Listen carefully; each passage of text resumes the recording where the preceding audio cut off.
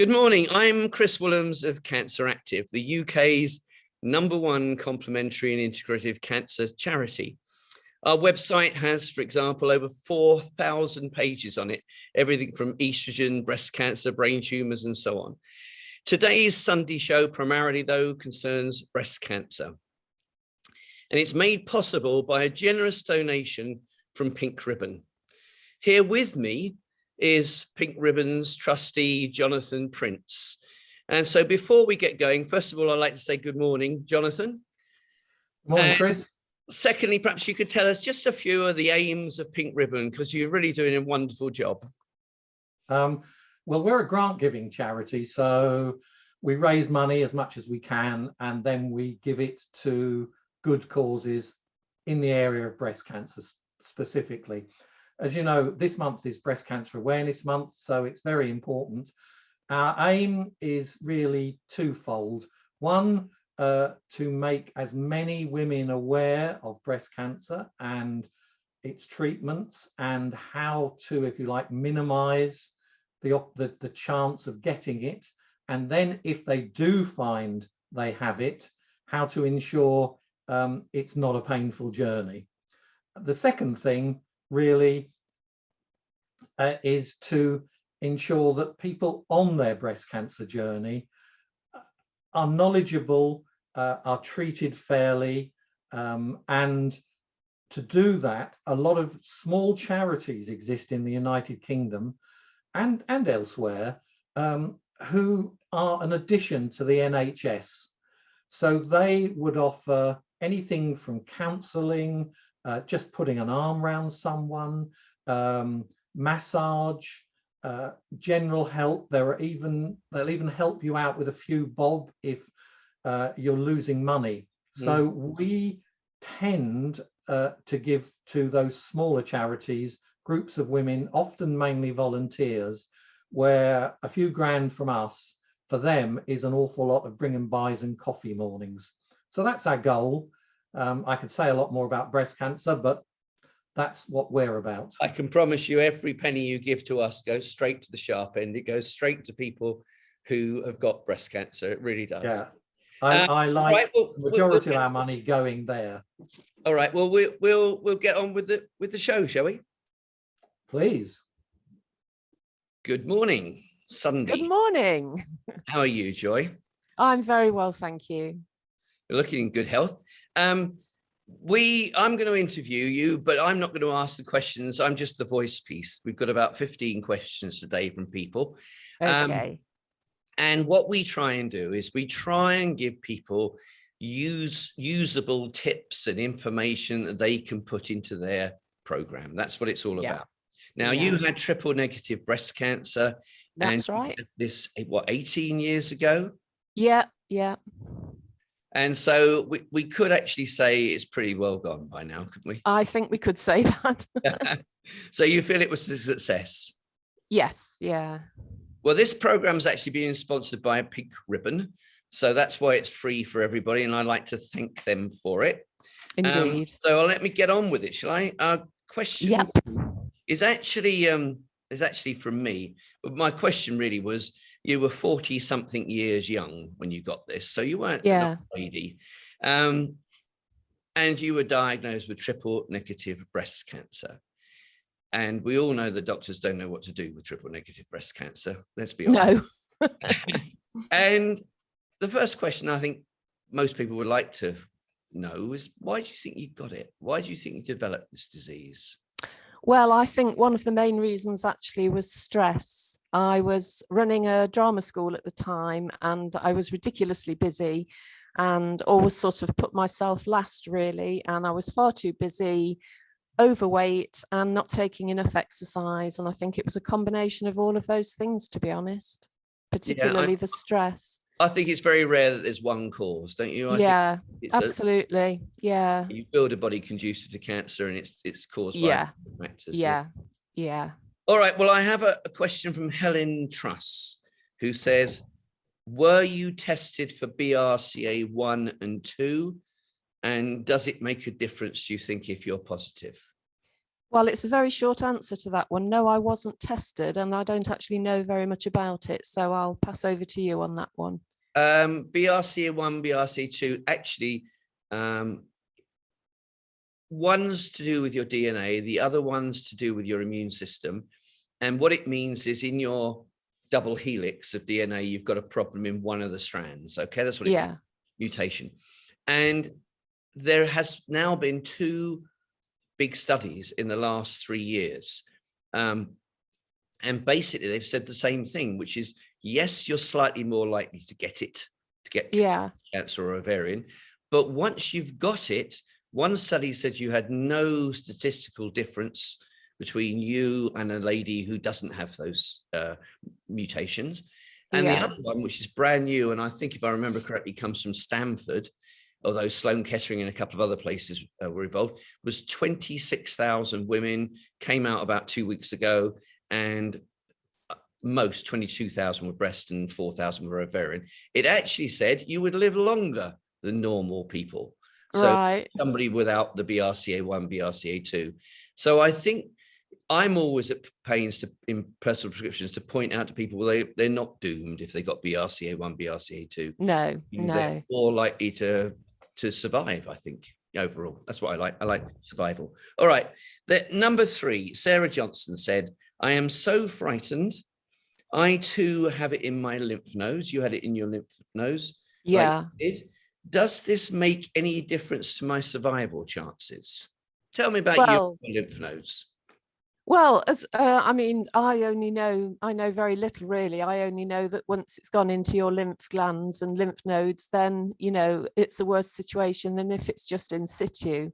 There was a hell of a battle going on under my armpit, my lymph nodes. So I had a huge tumor under my armpit and it was surrounded by lymph fluid, which made it even bigger.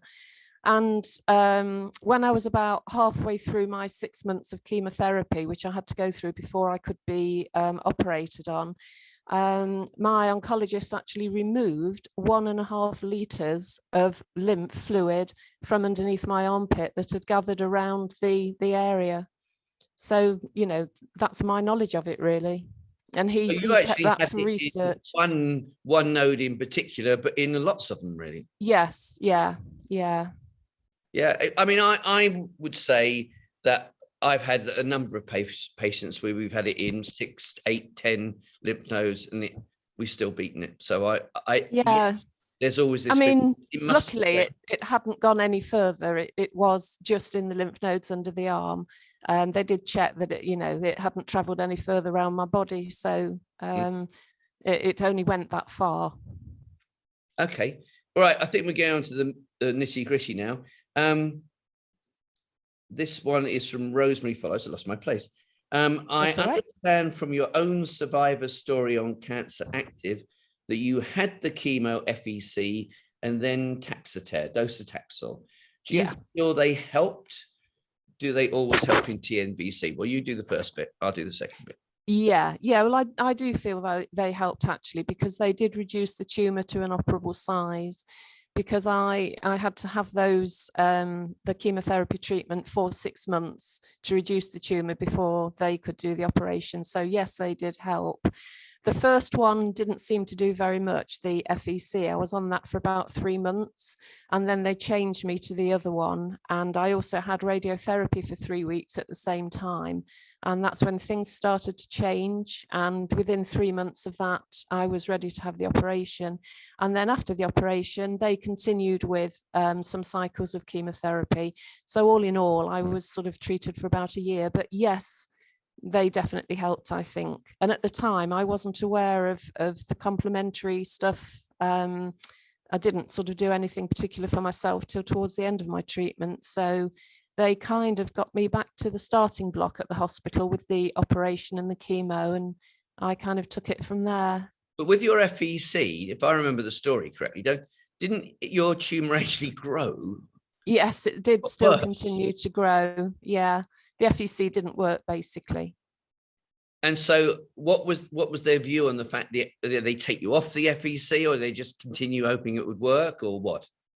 Well, they continued until the Christmas, hoping it would work, because I was diagnosed in the September. I had my first chemotherapy treatment on my birthday in October.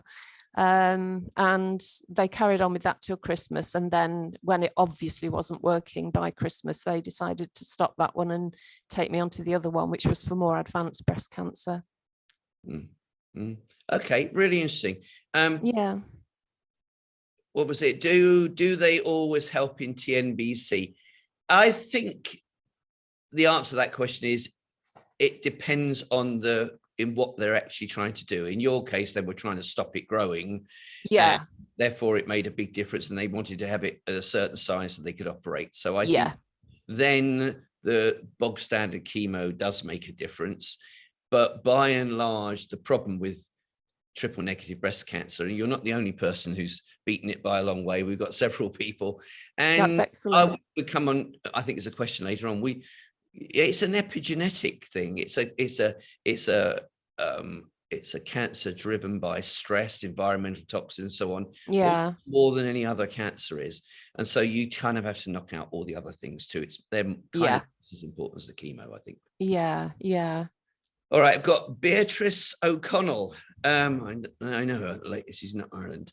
Did you have a lumpectomy or a mastectomy? Did you feel there's an important difference? Well, yes, I had a full mastectomy, and I would feel safer having a mastectomy because I think it would reduce the chance of leaving cancerous cells behind. So in my opinion, yes, I felt more secure having the full mastectomy. So they gave you a full mastectomy. How many lymph nodes did they take out in the end? Under the armpit, all of them. All of them. So you presumably got lymphedema out of that, have you? Or you managed? No, I have got lymphedema, and I've been managing it for 18 years now. It's stable. My arm is a little bigger than my right arm. It's my left arm that's got the lymphedema, and I wear a compression sleeve all day, every day. But I'll get on to talking about Tai Chi and that later, but the Tai Chi and Qigong movements help to move the lymph in the arm as well and help to keep it stable. At the outset, when they operated, did they give you much help as to how you might handle your lymphedema? Not really. First of all, they didn't really explain truly what lymphedema was. They just said it's a bit of a swelling. I had no idea that it could lead to infections such as cellulitis, which can be quite severe because I have to carry antibiotics around with me all the time in case I get an infection in that arm. And then they passed me on to a physio who used to measure, and they taught me some very basic manual lymphatic drainage exercises, which I then did, which I think helped to reduce it and stabilize it. And then, about massage, because I get asked this question quite frequently. You know, if I've got lymphedema, should I have massage? Some people are told it helps. Some people are told, oh, it will spread your cancer. Did they say anything to you about it? Well, I didn't start sort of working on the lymphedema till after I was in remission. So it was never a worry about whether it would spread the cancer. And I do the self-massage, the manual lymphatic drainage. And I do actually now occasionally, I just had one last week, I go to a massage therapist for some lymphatic drainage, manual lymphatic drainage, just to sort of help things along. But as I haven't got the cancer now, whether it spreads it or not doesn't come into the equation for me. Right. I just wondered about the outset. All right. Yeah. Jazeera. And Jazeera says, I was diagnosed with stage 1 triple negative breast cancer 5 years ago. I had an operation, chemo and radio. Sounds a bit like you. I'm 45 now and in early menopause because of the chemo. Did it put you into menopause, or were you there already? I was there already. Is there any natural way of easing menopause symptoms? What do you do to prevent it? Do you know? Well, I would throw that one over to you because I think you're probably more qualified to answer that. Well, I mean, to be honest, I never really had any terrible symptoms, so I didn't really take anything. I know there are certain natural things you can take. Is it starflower oil or something? that you can take to help, but I never really had a problem, to be honest. I think you and I would be much more into natural remedies than anything else. Yeah. I do get, right, I'm going to be shot for this. I was written to by a doctor, by a doctor's PA, to be exact, just recently, who said that I had covered HRT really badly on the website and made false claims about HRT and so on. And I looked up the page, and it was actually a piece of research from Oxford University. In fact, it was the largest ever study of its kind in the world. And it basically said HRT tripled the risk of breast cancer and things like this. I'm not a great fan of HRT. No, I didn't have it. And if you want to write to Oxford and get them to change their research, then I'll cover it slightly differently. But otherwise, I can't touch someone's research. No. But I remember Judy Evans. You know Judy Evans? No. All right, Judy Evans is a patron of ours, and she runs the Progesterone Society, I think it's called. And she always said to me, everybody assumes it's all about estrogen, but it's not. It's about progesterone, and you can use lots of progesterone, natural progesterone products to actually manage your menopause. So I'm going to pass it on to Judy, who I looked her up. She's info@progesteronelink.com. Right. Always, people can always write to me and I'll pass it on. Yeah. So I think we both agree natural is best. Yes, absolutely. Question 7, Heather Ellis. I have stage 4 triple negative breast cancer. Dr. Rosie Daniel believes I have undiagnosed MCAS, mast cell activation syndrome. I had to look it up. Yeah, I didn't know what it was. Hives, swelling, diarrhea, asthma-like breathing. And reading the descriptions online, it's very close match for my health my entire life. I need to turn this around and get my immune system working correctly. What did you do to get your immune system working correctly? Right. Well, after the end of the treatment, I basically took your advice. I bought your books and went onto the Mediterranean diet and took supplements, astragalus, chlorella, all that sort of thing. I detailed them in my article. I also started drinking a lot of green tea, adding things to food like turmeric, miso, which is a fermented soya paste, lemongrass. I then also tried to de-stress. So I started doing Buddhist meditation, which was very relaxing and calming. I started an aromatherapy course and started massaging with oils. That was particularly to help my lymphedema as well. And I've done Reiki healing, which is a method of moving energy around your body. And I also started Tai Chi. So a lot of stuff, really. Yeah, to get your everything I could get my hands on. I would just say something to Heather Ellis. Your symptoms are also the symptoms of a terrible gut. You've got a terrible microbiome, I think. So yes. If you came to me with those symptoms, I'd fix your gut. Very simple. Yeah. Next one. How would I fix the gut? Perhaps I would say I would probably use lots of soluble fiber. I give you good bacteria. I kill the bad bacteria, and I give you lots of vitamin D and butyrate. Next question. In your 17 to 18 years now, did you do anything to kill infection in your gut? Yeast, parasites, etc. You said you took some miso. Yes, I didn't do anything specifically to kill off the parasites and so on, but I started to eat more fermented food. So I started to add miso to any cooking that I was doing, because we eat a lot of stir fries. So I started to add miso and drink things like kefir, and eating a bit more fermented food, really.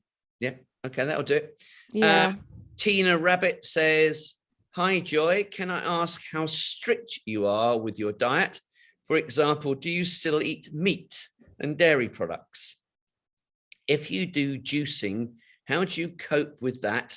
As I'm struggling to find a nice tasting juice recipe. Most make me feel a bit sick. Hope you can health. So you got 3 questions there. Do you eat meat and dairy? Are you strict on your diet? And what about a juice? Do you use that? I did actually cut down on dairy, even though my cancer wasn't estrogen driven. I have cut down on dairy. I haven't completely eliminated it. I did to begin with, but I've eased up a little bit now. And yes, I do eat meat, but maybe for half of the week, we also have a lot of fish, and we also have a couple of vegetarian days when I do a mushroom stir fry or something like that. Juicing, I have never juiced. I don't like the idea of removing the juice from the fiber. I'd rather eat the whole fruit or the whole veg. So I have never juiced. And the other thing I do basically is try not to eat after 5 o'clock in the evening. So I try to have 15 hours or so overnight without having to use the digestive system, basically. I say try because I achieve it maybe 90% of the time. But I think that's good enough, you know, so I don't let it, I'm not on such a strict regime that I won't go out for a meal in an evening with a friend if the opportunity arises. Quite right too. A bit of what you think.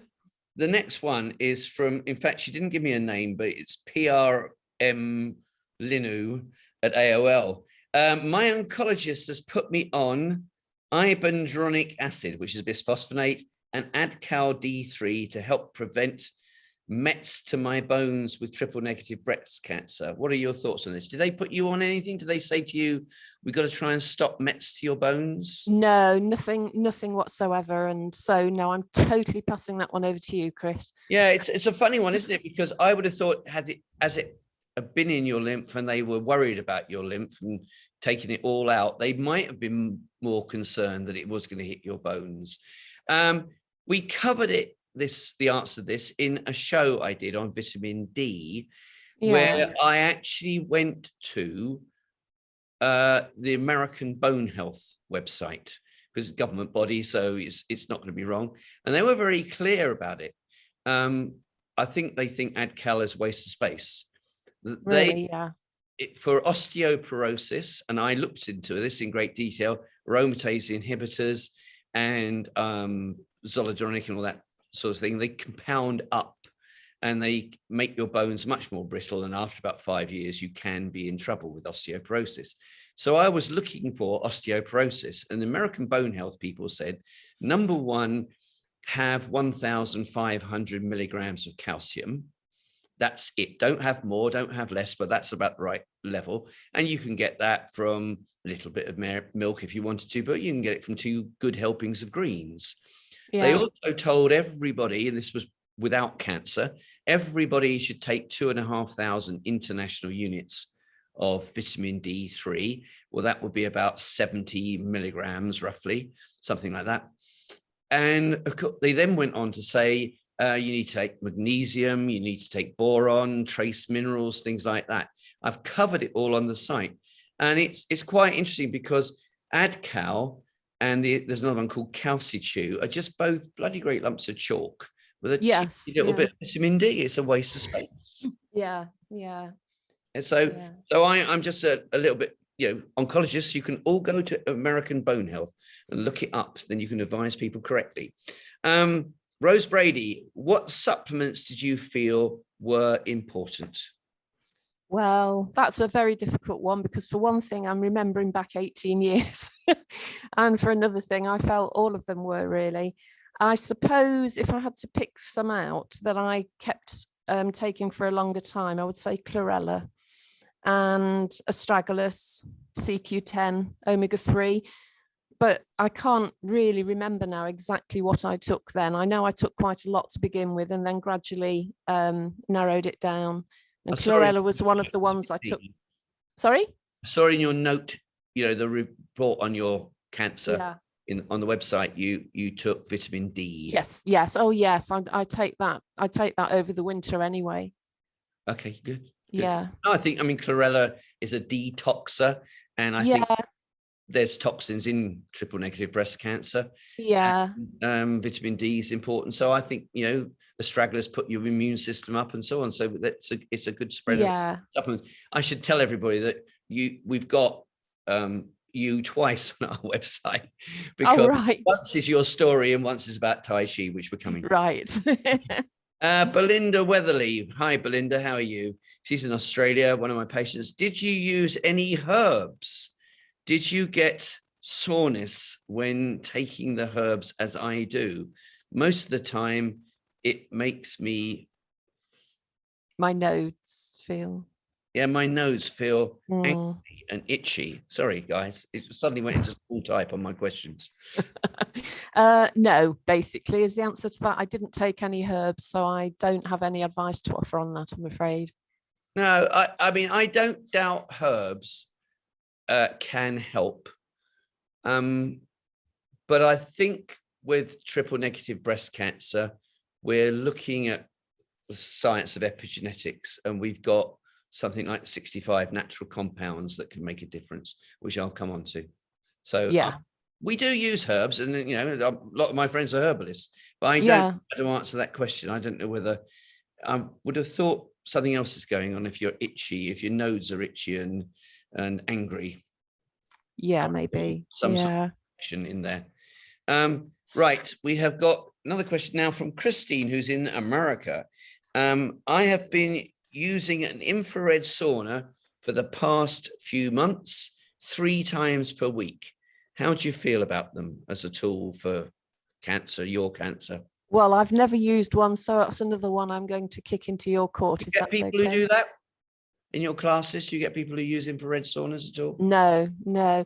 My classes are not for people with cancer particularly. I just teach the over 50s. So a lot of people in my classes are in their 70s and 80s, but they're not particularly cancer patients. I have taught at the Maggie Centre. I taught a Tai Chi class at the Maggie Centre for about 6 years until my teaching timetable became really heavy and was too much. But I never spoke to anyone who was taking that particular treatment. All right. There, in my opinion, there is something called hyperthermia. It's not quackery. It's not quackery. Sloan Kettering, the National Cancer Institute in America, biggest government body in the world, and this research, they all recommend hyperthermia. And it's all to do with a doctor called William Coley, who noticed that some of his patients who got infection, they got, you know, some disease, whatever, bad dose of flu, literally might get rid of their cancers. And he hypothesized it was the immune system boost and also the temperature, 104 degrees, because cells die at 106. Well, hyperthermia as clinics have pretty well been chased out of the south of Britain. So about 5 of them all left because the skeptics went after them, which is really stupid because, you know, it's acknowledged as a treatment in America. Now, I think there's one in Aberdeen now, so it's a bit of a long way to go, though, you know, 3 times a week. So you come to infrared saunas. I think infrared saunas help enormously if you do raise the temperature up to a high level.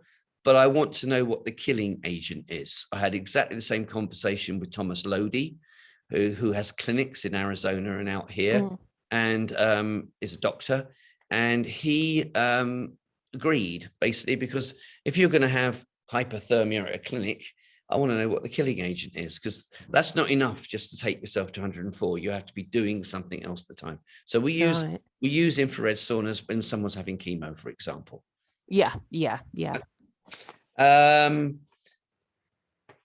Oh, right. She says also 2 questions. Reading about freezing cancer cells being done in Israel sounds promising. Thanks for all you do, etc.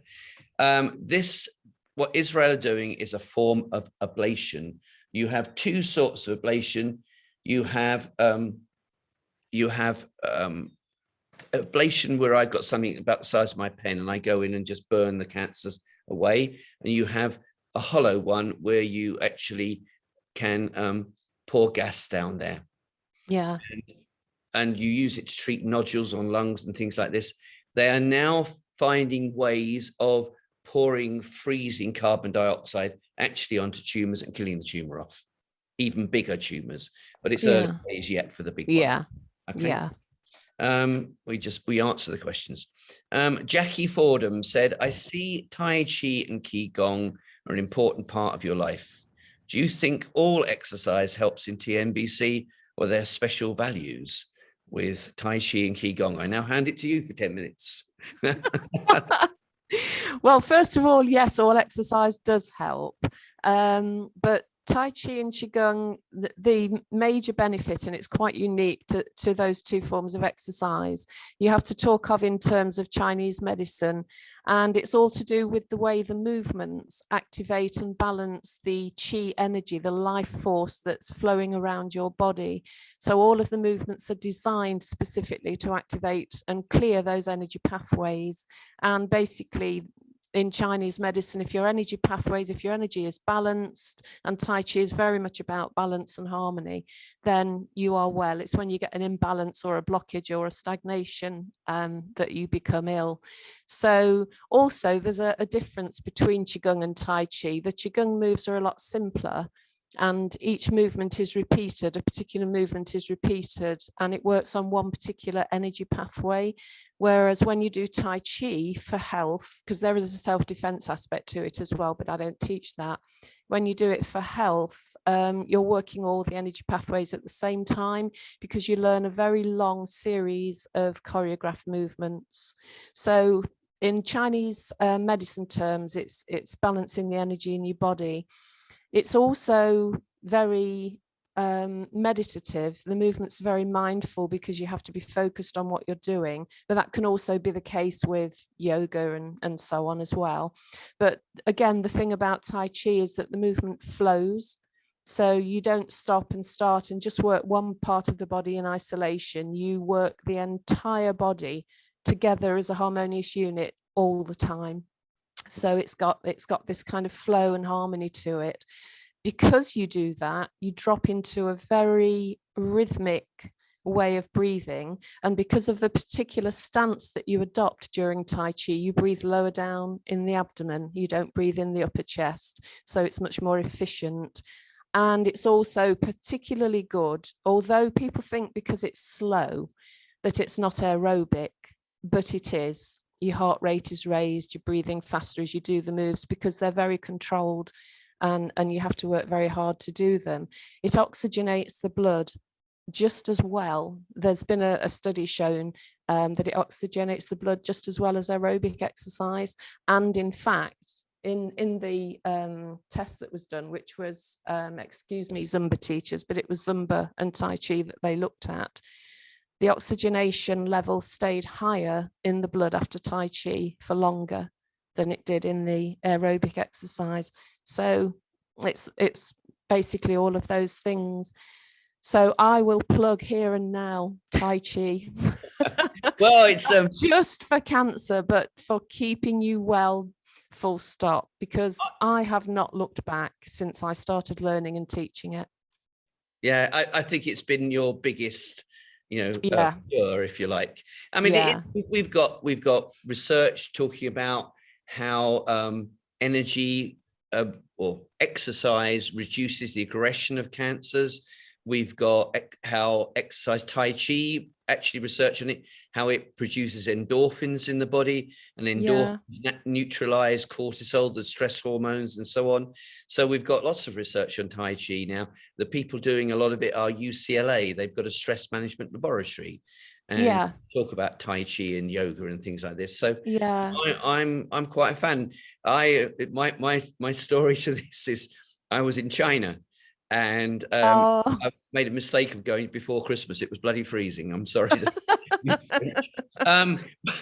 I came down in the morning from my hotel, and there was a big square, and then there was they were all doing Tai Chi. And you can guess what, this was like 8 o'clock in the morning. And there were about 120 people, all donkey jackets with caps on and scarves, and they were all doing the Tai Chi out there. And I would think they were all in their 70s and 80s. Yeah, most of my students are. And over the winter and over lockdown, we still all worked outside, sometimes just on a one-to-one basis. When there was the condition that you could only meet one other person, we worked outside and did our forms outside, and we even worked out there in the snow. We worked in gales. It's really good fun standing on one leg in a gale. And we worked in the rain. There you have it, the all-weather exercise. You are meant to do it outside because it's meant to increase the harmony with nature. It's all about being in harmony with your surroundings, so it is best outside. That's probably why they were doing it in the square by the river. All right, well done. We've got one from me now, really.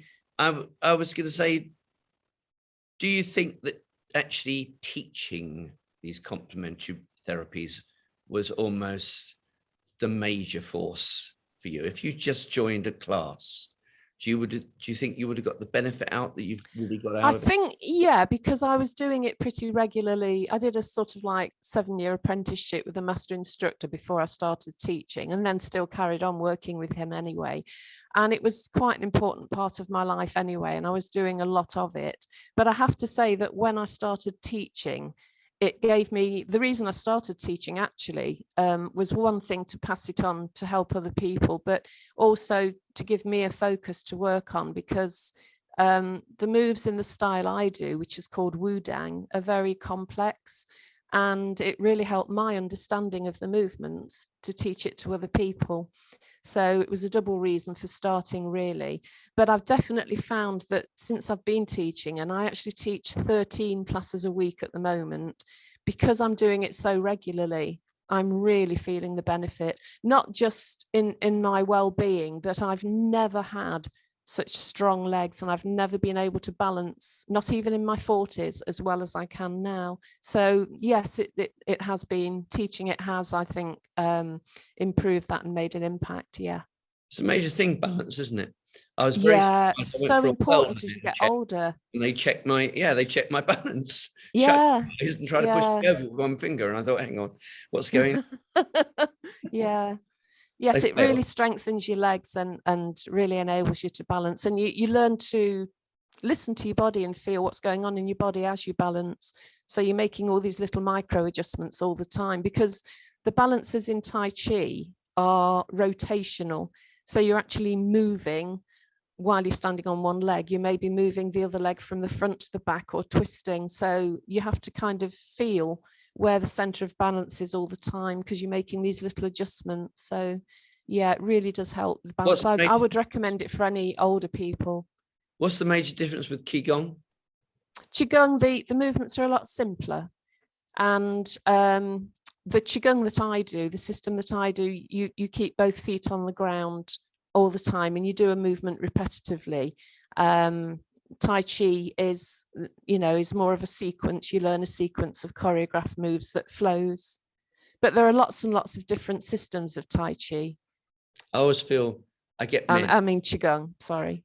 Yeah. I get men with prostate cancer or whatever, and I say, look, the ideal week is 3 to 4 helpings of aerobic exercise where you're out of breath for 20 minutes or something like that. Yeah. Secondly, it's 2 to 3 helpings of yoga, and I can see them glaze over on me, because I mean, a lot of men who get prostate cancer 65 plus, and they actually have really low oxygen. They're like down at the 85 level, and we know that if your oxygen declines, your cancer becomes more aggressive. So they've got to it. So in the end, I sort of look at them and think, well, maybe Lycra's out for this chat, but perhaps he should go and do Tai Chi or Qigong. There you go. Right, Catherine Driscoll, this is the last question of the day. She said, I've read that this cancer, triple negative breast cancer, is all about epigenetics. Chris, can you explain this simply for us all, please? I don't know about... okay, you have DNA. It is a double helix. It's a double strand. And when I was at Oxford, and they did offer me a doctorate afterwards, but basically I did say to the tutor at the time, I said, so you mean to tell me that cancer is a mutation, and a mutation means that you've got a sequence change in both strands of the DNA, bang opposite each other. And I told him at the time, that is zillions to one. In fact, I think I'd say it's almost impossible. All right. And that's the somatic theory of cancer. That's what we've had for 80, 90 years now. So you've basically got to cut the DNA out, burn it, or kill it off with chemo or whatever, because you've got a mutation in your DNA. Yeah. Epigenetics started in about 1994, 95, and it's epi, it's around. So your DNA is rolled up into a very, very small ball.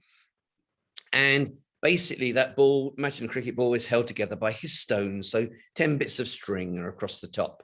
And normal life is this bits of string moves, and underneath there's a gene sequence. So last night you drank too much red wine, and so the gene sequence spreads, the histones spread, and the train reads this gene sequence off, which makes a protein which says, go fix my hangover. That's how healthy cells work. Okay, that is epi around, and you've got these histones being held on by methyl bonds, and the methyl bonds can break. That's epigenetics.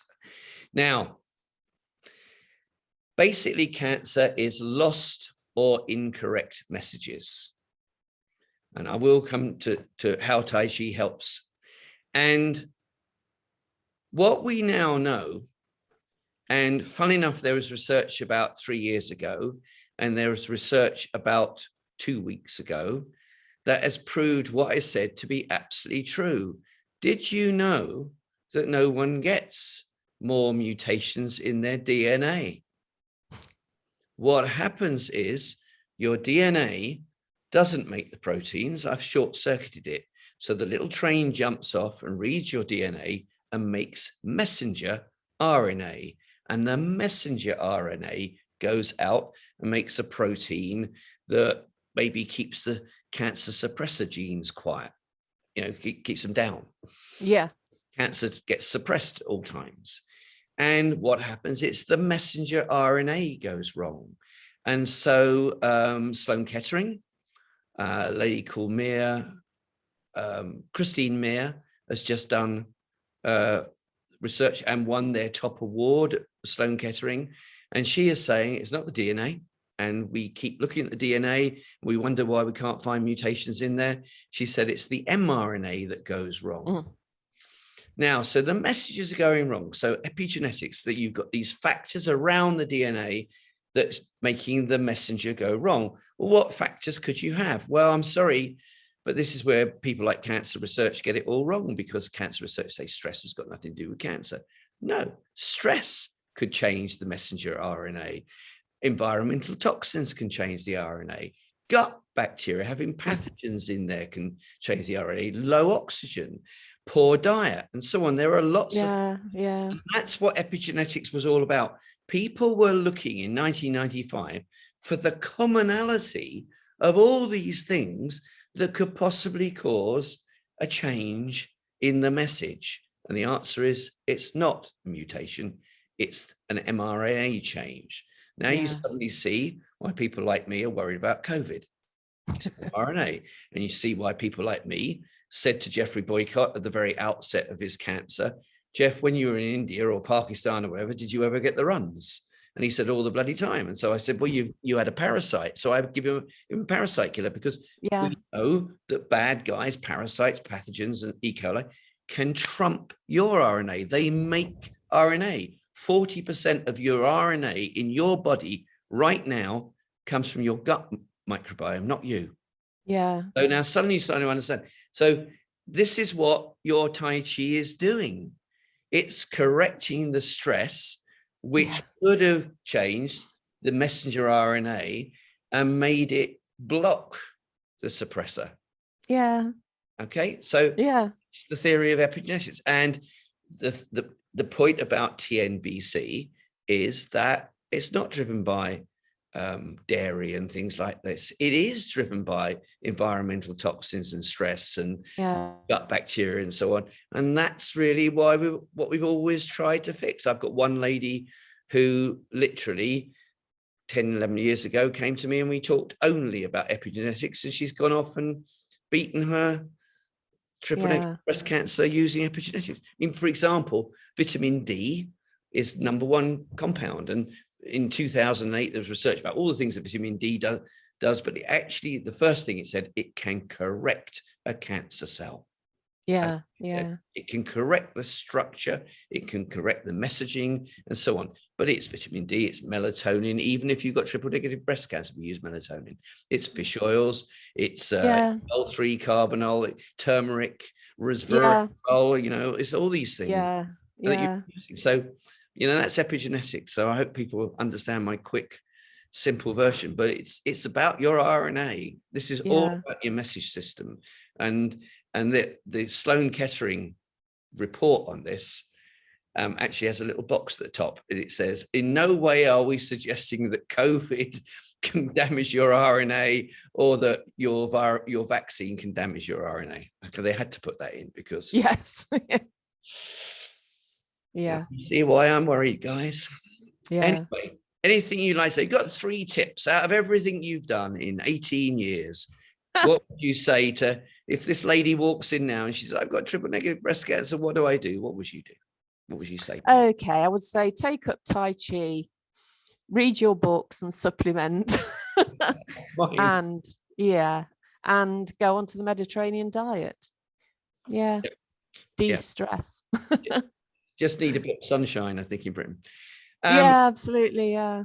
I'd like to thank you very, very much. It's been fun for coming in and talking to us. I hope everybody got something out of it. Yeah, If me too. you want to get hold of you, I'll put the barrier in the way. They can email me at chrismeanhealth@gmail.com and I will pass it all on to you. Yeah. I'm indebted to Pink Ribbon for sponsoring this show, but thank you. I mean, it's been really it's really lovely to see you again. Oh, it's been a pleasure, and it's been really nice to meet you. Yeah, it's my pleasure entirely. All right, so thank you very much for participating, and perhaps we'll see you again in the future. You know, when Indeed, yeah. something else to ask you that you don't know about. Yes. Now about this rocket science. All right, okay, thank you. Okay, thanks very much. Bye bye.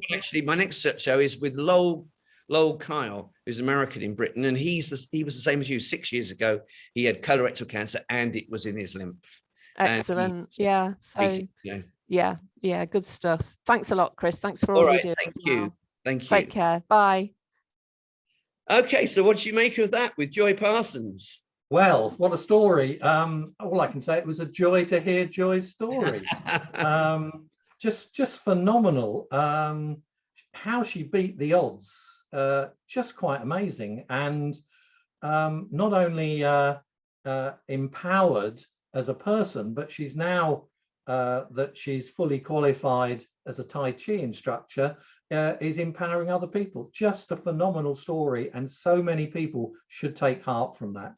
Well, I think so too, because triple negative breast cancer, that's been a problem in your breast and gone to the lymph. Most people would be gloomy and doomy at that point, but Joy's just proven you can beat anything, really. I think 18 years on. Tremendous. It's completely amazing, isn't it? Well, look, thank you. Everybody watching this would like to thank you. Thank you very much to Jonathan Prince. Thank you very much, Pink Ribbon. It's really, really kind. Hopefully we can bring many more stories of people beating their cancers. Thank you. It's our pleasure. Thank you. Thank you, Chris.